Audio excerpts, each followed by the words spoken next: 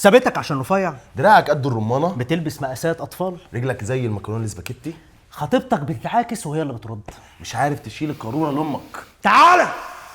تعالى واسمع المواقف اللي احنا هنقولها دي واتعلم وشوف بقى الناس بتعمل ايه. محدش بيتكسف. رمضان كريم عليكم، كل سنه وانتم طيبين. ويلا بينا نبتدي باول موقف في الحلقه كام؟ في الحلقه مش مهم، المهم ان هي اخر حلقه في سيزون 1. وجاي لكم ان شاء الله بحاجه جديده قوي في سيزون 2 هتتبسطوا معانا. سيزون 2 هيبقى في حاجات مختلفه كتير قوي، ويا ريت لو حد فيكم بس عنده افكار ممكن يقولها، يا ريت يعني يسيب كومنت او حاجه. يلا ابني اول موقف. ضعيف ده واحد دي اول واحد، ده ما راحش الجيم ضعيف. بقاله سنتين تقريبا، عنده رجل سباكيتي. خد. اول مره ادخل الجيم قدامنا اهو، اول مره ادخل الجيم والمكان كبير، بيقولوا ان هو دخل هو متفاجئ ان المكان كبير، تاخد بالك؟ دخل المكان كبير جدا، جيم وورلد جيم تقريبا. راح وورلد جيم، لقى الكابتن موجود ولقى في ناس كتير طبعا عشان جيم ميكسد، فراح قال للكابتن انا عايز ابدا العب تمارين، ولقى في بنات دخلت والكابتن قال له خلاص ابدا باوزان خفيفه، فبدا يشيل 10. حلو، 10 كيلو. 10 كيلو شال 10 مش شال 10 بني ادمين، شال 10 10 صغيرين. المهم ان هو بص على البنات، لقى ان هم البنات اللي شايلين 40 ولا 4. المفروض يشيلوا 4 عامه، بس هم شايلين 40، فساب الجيم. بيقول انا سبت الجيم ومشيت. فده يعني ده احراج، هو كده اتحرج. هو انت لو حصل معاك كده تعمل كده؟ همشي فشخ والله. ليه؟ هو ليه مشي طيب؟ مش عشان اتحرج، حاسس ان هو بيشيل 10 وهم شايلين 40، فحاسس ان هم اقوى منه. بالظبط هو حاسس ان هو ذكر بس ضعيف، عنده هو رجل بس سكت. كان راح في تمرينة البنش كان شال 50. كان شال اعلى صح؟ واكيد هم كانوا بيلعبوا رجل او بيلعبوا ظهر. عشان بص على حسب الميعاد انت بتروح في الجيم. لو رحت الساعه 7 فده ميعاد الريف بارتي، فانت هناك ده ما بيشيلوش اوزان اصلا، بخش يقص.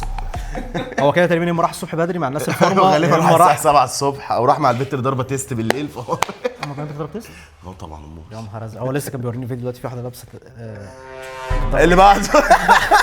بص يا اسطى بص، ايوه ده اللي بتكلم فيه بقى. انا مش عارف اتعامل كده، مش هفضل طول ما انا قاعد اعمل كده. تم تنظيف الدكه بنجاح. ايه المنظر اللي شايفه؟ ما انا عشان بقى امسح فيهم.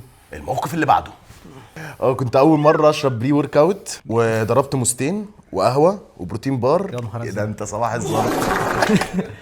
زي الكلام اللي بشوفه في السوشيال ميديا. قلبي كان هيقف وايدي بتترعش، وكان عندي باور فممكن اطلع احارب في ايران بدل ما اتمرن تمرينه.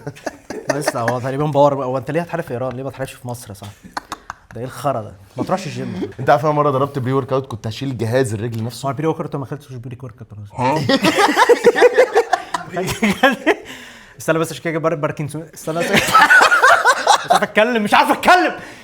بري ورك اوت. انا عمري ما خدت خدت الجيم. انا الحته بتاعت اللي هو قال بعد كده ايه اللي حصل؟ مات ولا ايه اللي حصل له؟ قلبه كان هيقف واترعش. بس جاله كده؟ جاله باركنسونيزم شبه كده يعني. هو المفروض اللي يحصل في ساعتها دي معلومه بقى. المفروض ويحصل إن يطلع إحنا على الاي عارفين. سي يو في ساعتها يطلع بقى الطوارئ عشان بس ده زي ما غالبا حصل. هيموت بنسبه كبيره. لا، مش لا، حد بس بيعمل اللي انت بتعمله. ايوه اي حد بيضرب بري ورك اوت اول مره يسطر بري ورك اوت فيه كافيين يعني انا لو كتير. جبت مونستر مثلا وشربت منها 4 ولا 5 دي مش بري ورك اوت. لا مش قصدي فيها كافيين كتير. هتموت.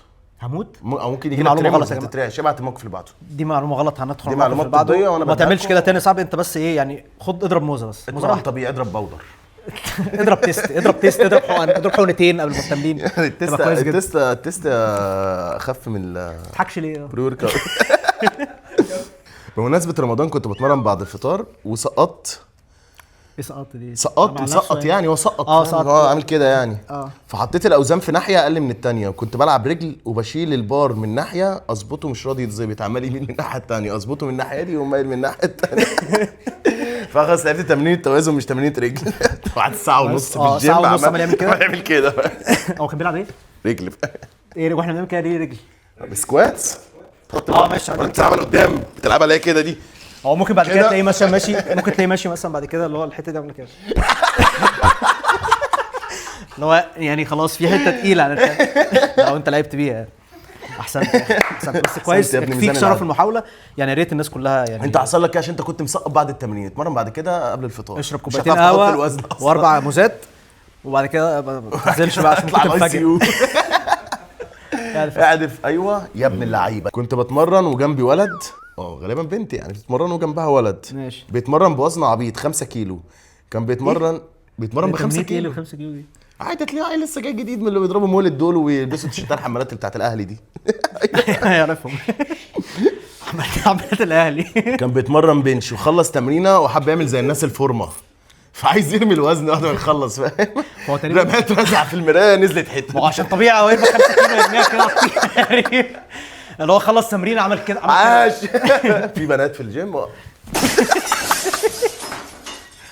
دشم للمرايه. بس هو ده اسوأ حاجه انا ممكن تعملها. خليك منظم كده يعني، خد البتاع حطها مكانها، ولو لقيت نصيحه واحده. للجيل الجديد. ايه الجديد؟ الجيل اللي بيضرب مولت وبيضرب 5 كيلو في ما الميدان. تروحش الجيم، احلق راسك بس كده، مفيش حاجه تاني. احلق واسترجل كده، احلق بس راسك. بنطلونات واسعه زي اللي انا لابسها. استرجل يلا. خش بعد. كنت برفع الاوزان، يعني انا كنت يعني كانت بترفع الاوزان، وجي راجل. كنت بدفع في الاوزان، بدفع. يبقى ده كده حد مش مصري صح كده؟ غالبا. كنت بدفع في الاوزان، وجي راجل قال لي ممكن يو سبوت مي بليز. غالبا مش يعني مصري. بدفع، هي واحده مش مصريه تقريبا. بدفع الموقف حد مش مصري. قالت له كان يو كانت سبوت مي بنت بليز. صديقتنا عزيزه يعني، واحنا بنمسي عليها مش هنقول اسمها يعني. ايه ده؟ ثانيه واحده انا اتلخبطت. هي اللي كانت بتدفع بالاوزان، والراجل اللي جه قال لها ممكن يعني كان يو سبوت مي. فالراجل كان عايز حد يسبوت هيم يعني، فاهم؟ فقالت له طيب يعني، بس الوزن كان تقيل عليها، والبار كان بيطيح عليه. فقصدي يعني البار كان بيقع عليه وهي مش قادره تشيله، وكنت حاسه اني ضعيفه موت. ممكن سبتايتلز. فاضطر ان هو ينادي واحد تاني. فيعني هو الموقف صراحه بالنسبه للبنت ما يبقاش محرج يعني. هو بالنسبه للبنت مش محرج، بس انا غالبا الراجل ده كان بيحاول يشقط حضرتك. هو ده جامد. هو كان لان طالما ندى حد تاني بعديها. لا غير كده، ده بوزن تقيل. ليه هنده واحده تساعدني انا راجل، وانده واحده يبقى في واحد تاني فاندهه مع البنت. ما يمكن هي كانت عشان جنبه، هي قالت انا جنبه. بس ايا كان الجيم كله رجاله. انت لو واحد عايز تساعد اي حد، بص مفيش في الجيم غير واحده عايز حد يساعدك، هتخليها تساعدك؟ مستحيل صح كده؟ ليه بقى؟ عشان عيب يعني. لا مش عشان عيب، عشان انت يعني مش متزن عقليا. هو عادي يعني البنت زي الراجل عادي جدا يعني، ممكن تساعدك. المهم ما نعملش زي الراجل ده، عادي ممكن بنات تساعد بعض. كان سبوت مي بليز. بس انت يعني لو كان قال لك حاجه تانية غير كان سبوت مي كنت ممكن تعرفي تساعديه. بس عارف الحلو في الموضوع ايه؟ ان هي اكيد وهي بترفع ما كانتش قادره، فتلاقي مثلا وهي مش دايما البنت وهي مش قادره كده بتحسها بتبقى كيوت كده، فهو تلاقي بصت اكتر. فنده واحد عشان يساعدهم هما الاثنين بقى. احذفوا كل بعض. ده شكلك انت الراجل. يا انا اللي ندهوني من هناك. كانش انت اللي ندهوني. انا اللي ندهوني. بيسبوت مي. يا ريت يا سلام. اي كان سبوت. ماشي. كان جنبي 2 في الجيم، واحد بيتمرن والتاني بيشجع. بيسبوت هيم يعني اللي هو انا بيقعد العايش ده بس. طب لما بيتمرن بيقول للتاني صاحبه، بيقول له هي سابتني ليه؟ وعمال يزعق. صاحبه زعق له بصوت عالي وقال له سابتك عشان رفيع، وفرج الجيم كله عليه. فيعني ده اللي احنا كنا بنقوله من الاول. رفيع. رفيع ايه؟ رفيع. رجلك قد السباكيتي، دراعك قد الرمانه يعني. طبعا هتسيبك. انزل التمرين. بص يا جماعه، والله اكبر محفز للراجل في العلاقه هو الجيم. اكبر محفز للراجل في الجيم هو سايبان العلاقه. بجد؟ والله. انا عملت احلى فورمه في حياتي وانا مفركش. كان برضو معاه واحد بيقول لي سابتك ليه؟ اقول له عشان رفيع. وانت بتعمل كده وقعد يخبط لك على صدرك بقى وظهرك وتتلسع ظهري ولسع وانت داخل يروح عامل لك واحده كده. شو ازاز مواد تحدي، بحس انت في الجيش مش في الجيم يعني. العب يلا وارميك بالدار، فاهم؟ واحد منهم قاعد معانا في الهنا يعني، كان بيديني بالدار في وشي. مره كنت بلعب في واحد اعرفه. ليه؟ بالراحه. في فصل انا ما خدتش بالي منها، انا اسف. مره كنت بلعب في واحد اعرفه. لا طب غلطش حاجه يعني مش بلعب فيه، هو في فصل. هو مره كنت بلعب نقطه من اول السطر في واحد اعرفه. طب كمل بقى يعني. مره كنت بلعب كمل. في واحد اعرفه كان بيلعب دراع. طب انا مش فاهم، انت بتلعب ليه؟ هو بيلعب انا مش فاهم حاجه. لقيته مره واحده قلب كتف، بقول له كده ايه؟ قال لي بفاجئ العضله. بس كان بيلعب قلب كتف فعلا. هو الشخص قلب كتف. العقل السليم في الجسم العقيم. ترفع الوزن. هو دايما طبعا الصح بيقول لك انت بتفاجئ العضله. ايه؟ بتعرف تلعب باي؟ يعني يلعبها ازاي؟ بالترومبه. بتلعب بالترومبه. انتوا اهي. ايوه. لا بص اقول لك هتفاجئ الكتف ازاي تاني كده. هتفاجئ الكتف عشان انت عارف كان في تمرينه زمان كان كل المدربين بيقولوا لنا عليها، يقول لك وانت بتلعب كتف عايز تجيب كل زوايا الكتف بتعمل ايه بقى؟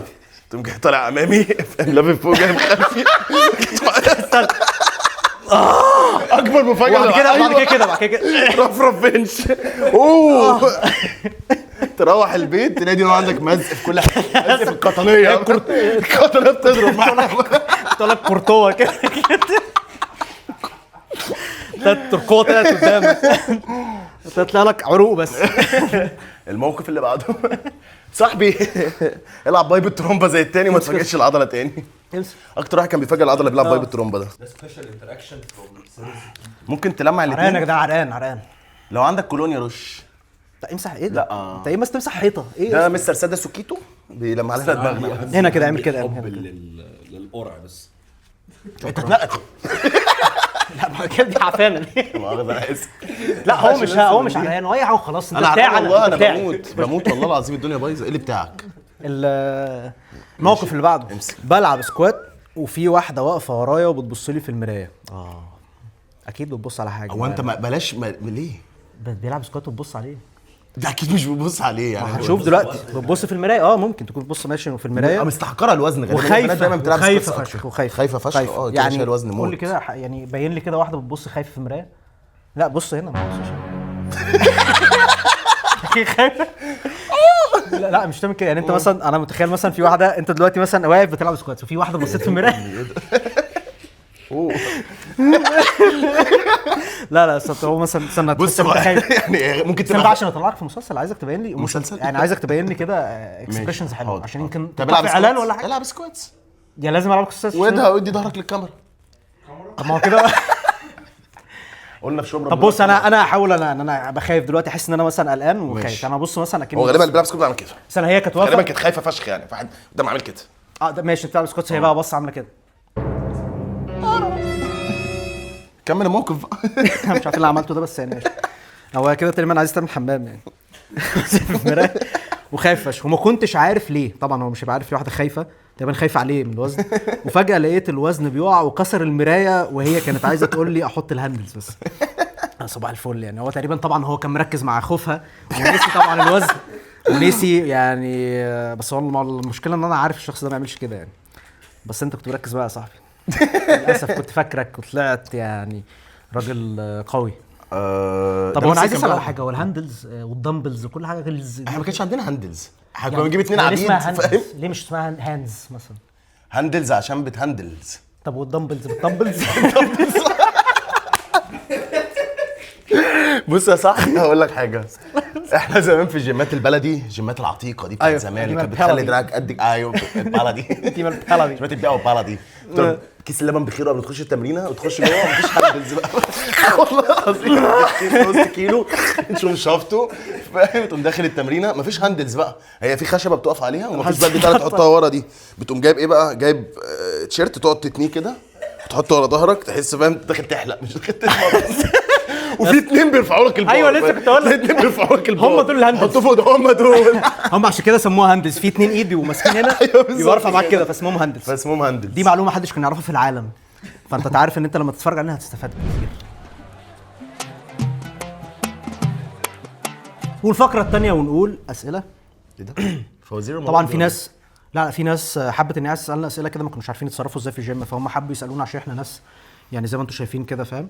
اقوياء بس قلب قوي، دماغ قويه، كل حاجه قويه فاهم. فيخش اللي بعده. كنت بطل والله بس الزمن جه عليا بقالي. انت لسه بطل يا صاحبي. ماشي. كنت واقف مع الكابتن. طبعا ده سؤال. كنت واقف مع الكابتن وجه واحد بيسال الكابتن انا واكل باميه النهارده العب ايه؟ فده يعني تقريبا انت محتاج تلعب على نفسك. محتاج تلعب على العب مخ.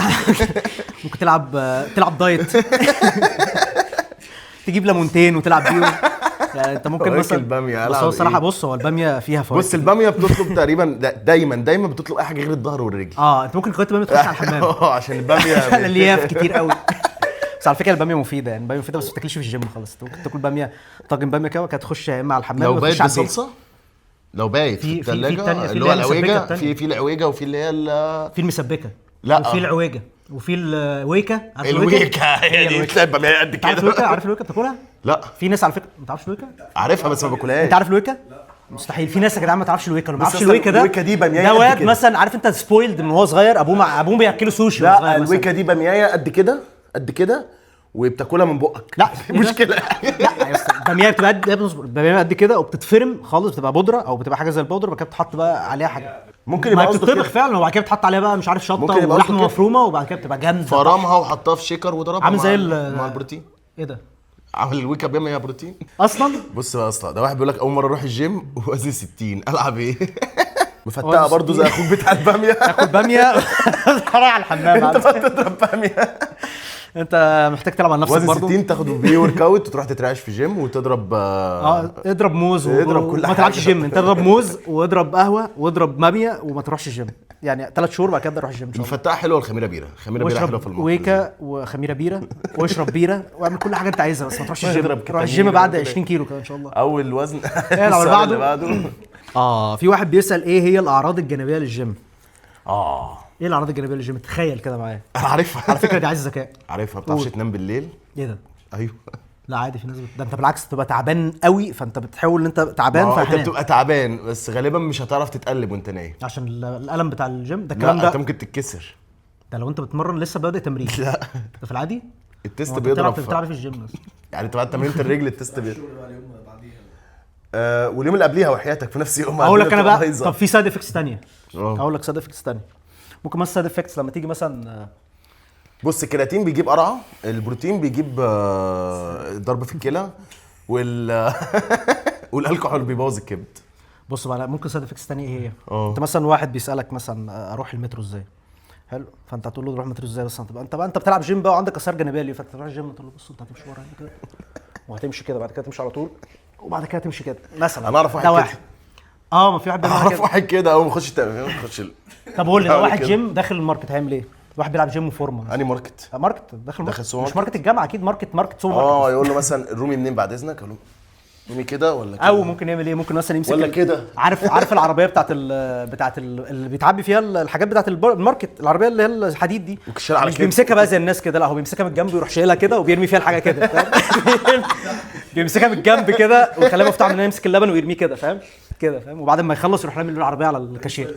لا دي الحاجات اللي بتحصل بسبب الجيم. الجيم ما يخليش شبهنا كده، والجيم برضه بيخليك اقرع. بس بيخلي التست عالي. بس ده كده يعني مش هتعرف تنام دي بالليل. رجولة. 100% التست بيعلى، الدنيا بتبوظ عندك، بتضرب. تست عندي عالي وبنام بالليل عادي. الاسئله دلوقتي كده خلصت. يعني انا كان نفسي اكمل الصراحه، كان نفسي يبقى في اسئله اكتر من كده. يعني زعلان جدا هقول لكم ان ده اخر حلقه في الموسم الاولاني. ان شاء الله الموسم الثاني هيبقى اقوى بكتير عشان هنسمع كلام الناس بقى اللي بتكتب لنا كومنتس وفيدباك كده. في ناس بتبعت لنا مسجز عايزه حاجات احسن. هنحط لكم سوري فقرات ما جديده. تقولش لا. ايه ما نقولش؟ مش ليه؟ هقول ما لازم هنعمل إيه. نحمسهم نحمسهم ونحمسهم ماشي. عشان رمضان. هنحط لكم مواقف، هنحط لكم فقرات جديده، هنروق عليكم، هنسمع كلامكم، هنسمع افكاركم، وهنرد على جميع. عايز تبقى رفيع، عايز تبقى بعضله، عايز عضلتك تبقى اكبر من رمانه، اتفرج على الحلقه، اعمل سبسكرايب ودوس لايك عشان ما قلناش سبسكرايب دي بالنا دوس كتير. على الله كده. دوس سبسكرايب. جز انت بتدوس. خش اتفرج على الفيديوهات اللي قبل كده واتفرج على الفيديوهات اللي هتيجي بعد كده. شكرا لكم، واستنونا في المفاجاه في الستوري، هنقول لكم الموسم الثاني هيبقى ماشي ازاي، وهنقول لكم على كل حاجه، وبسطنا جدا معاكم في الموسم الاول. كل سنه وانتم طيبين. اقفل يا ابني.